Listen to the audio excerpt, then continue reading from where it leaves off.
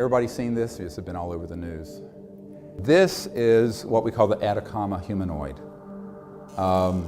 First of all, I don't know what it is. Every scientist has looked at it and says, oh my God, it looks like an alien. Well, perhaps. We don't know. It's a mystery. It's an enigma wrapped in a mystery. It may be something prosaic, but I don't believe so. It's actually interesting. I have not had a person who I've shown the things to who hasn't been absolutely fascinated. Oh, I know. Right? But it's only when you want to talk about it slightly openly that suddenly everybody shuts down. Right. Hey, Tom. If it is something interesting, right, let's say in the most interesting of all ways from a clinical standpoint, it's a human mutation, right? One of the things that has to be answered, because just a preliminary examination of this sample is that it is obviously older than just an aborted fetus, right?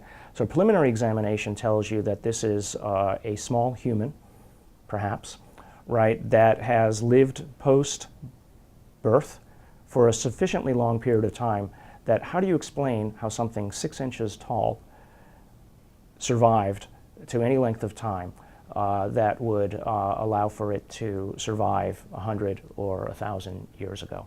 In the most interesting and outrageous case, it is something that is not human and not primate, but still hominid. How do we explain a hominid that small?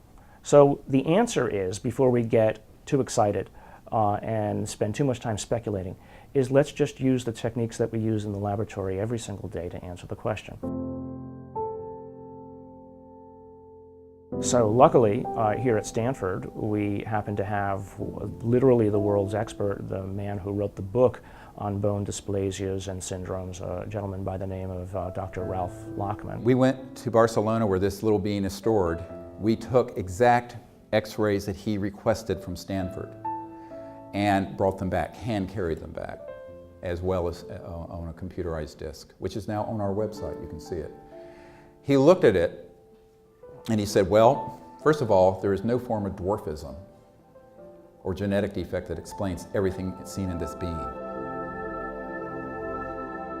So one of the first things that Dr. Lachman immediately remarked upon was the shape of the head and the skull. That it was not something that he is accustomed to seeing. Certain aspects of the skull and certain aspects of the potential mutations and syndromes that might account for the specimen were present. But what was remarkable, at least in my discussions with him, that any given syndrome often has co-phenotypes or co-events that would occur. And it was quite interesting and in some ways exciting as he would remark upon a particular feature of the specimen and then find that the associated features that you would expect from a syndrome of that nature were not found. What you'll also see is that he says it has 10 ribs.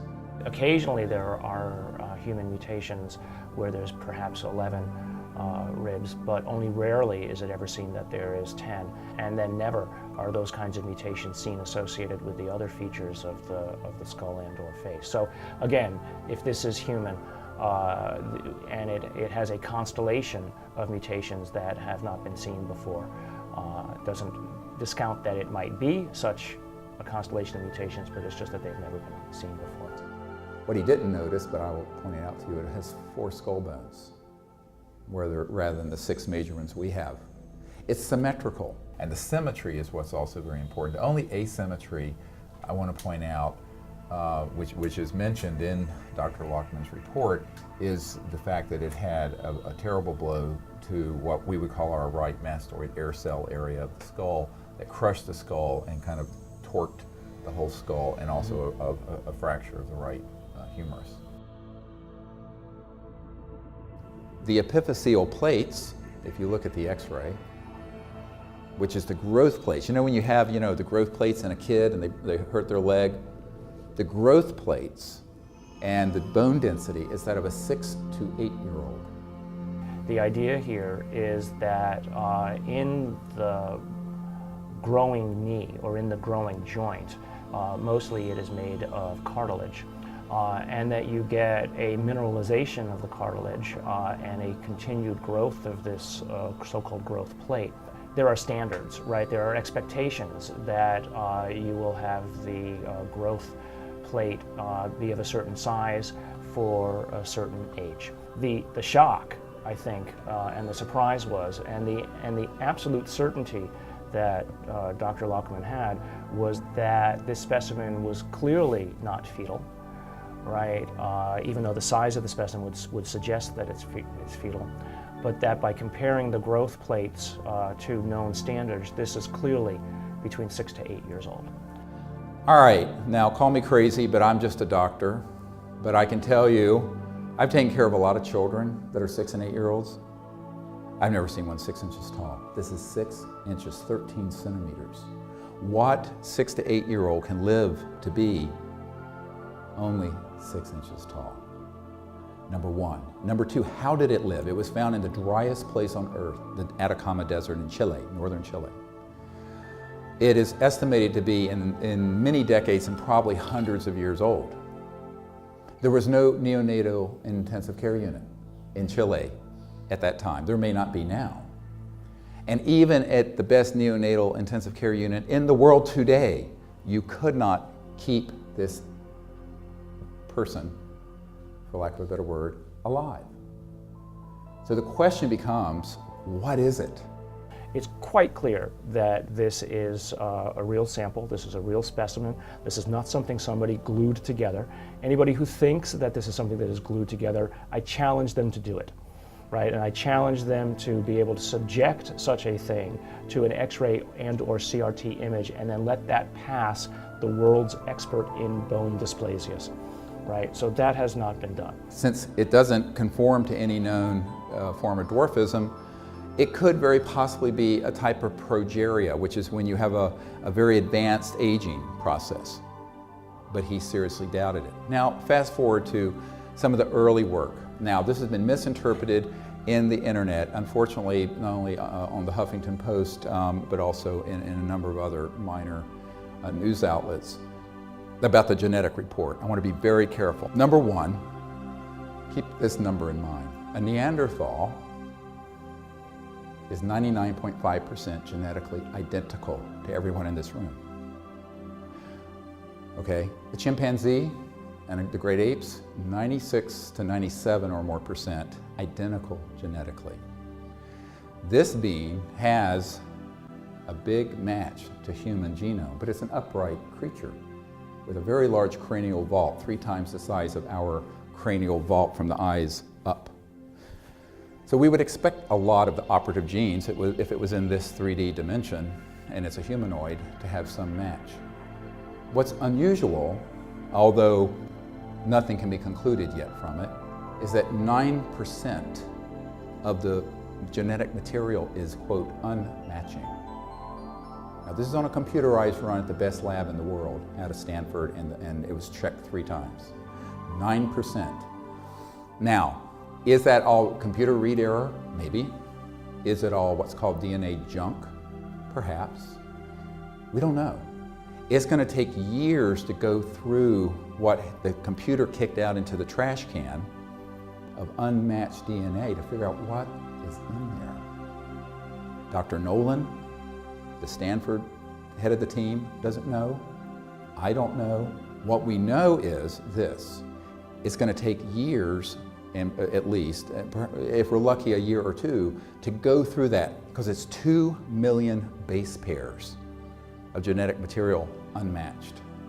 Now, if you were dealing with my DNA or yours, and you had a lot of unmatching, you just leave it alone, because we know we're just humans. And it's just like, well, it was a computer error, or it's this or that. But when you have something that looks like that, what you have is something that cannot just be tossed away. Because so far, and this is something I want you to listen to extremely carefully, the genes that control for progeria, advanced aging, or dwarfism are showing no mutations. This is a 6-inch 6 to 8 year old. Get it? Why isn't there something in there? So this is still a mystery. Now, once the geneticists say human, use the word human, the media that aren't well versed in genetic research said, oh, well, case closed. Case is just starting. It has just begun. And I can tell you that it may be years before we get an answer on this. We have to do probably a year or 2 or 3 of research. And I'll remind people that the Human Genome Project cost billions of dollars and took 10 years and thousands of scientists. We're just going into something that's basically an unknown. And the other thing that's come to light is that there may be more of these. We're on the lead to one that may exist and have been found in Puerto Rico. There are reports that there are more of these that are in Chile. And we have videotapes and photographs of a creature that looks very similar to this one, that was a little more mature, maybe less than a foot tall, that was found in Russia, was kept alive for a number of months apparently. I found out about it in 1996, but too late. The FSB, which took the place of the KGB, had apparently confiscated it by then. So we have to be very careful. I'm not saying it's ET. I'm saying we don't know. But looking at the big clinical picture, it just cannot just be a normal defected human if it lived to be 6 to 8 years of age and is only 6 inches tall. The point is, there's a great deal of mysterious information around this, and we have to be very careful to proclaim it one thing or another. People are proclaiming it ET. I'm saying we don't know quite what it is. Other people are saying, we solved the mystery because it has so much human DNA in it. No, we're not saying that either. Because there's still this 9% unmatched, which could be everything from computer read error to junk DNA to where the mystery of how this thing existed. Well, I mean, no matter what, I mean, if you're a scientist and in the biologies, yeah. If this is, we know this is an organism, it's not right. matched up to any primate, right. any ancient hominid, any modern primate, anything that is known. So it's an unknown. So right. that's what discovery is about. And so, you know, the point I make to people is that, so let it go where it goes. Mm-hmm. And right. Follow the science where it takes you. And so there's a great deal of research that has to be done. An expedition to do this properly would cost probably 10 times what it costs to do this documentary. And if somebody wants to underwrite that, I'll be there with bells on. But follow on to this, after you do the genetic analysis, is an expedition to the Atacama Desert to further do investigations into this region, and because of reports that there are more than one of these. And if a second one were to be found, that would be right. Well, if there's a positive. second one, then I think all bets are off.